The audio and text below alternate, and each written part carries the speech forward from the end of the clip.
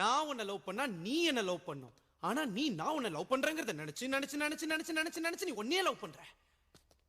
அது லவ்வே இல்ல. அன்னைக்கு என்ன சொன்ன? நான் லவ் பண்ற பையெல்லாம் நான் என் கால போடுற ஷூ மாதிரி சும்மா காலை தூக்கி காட்டினல. இப்ப தூக்குடி தூக்குடி தூக்குடி தூக்குடி தூக்குடி தூக்குடி. அது தூக்குன. இங்க பாருங்க, தெரியாம சொல்லிட்டேன். நான் செஞ்சதெல்லாம் தப்புதான். நான் என்ன செய்யணும்னு சொல்லு.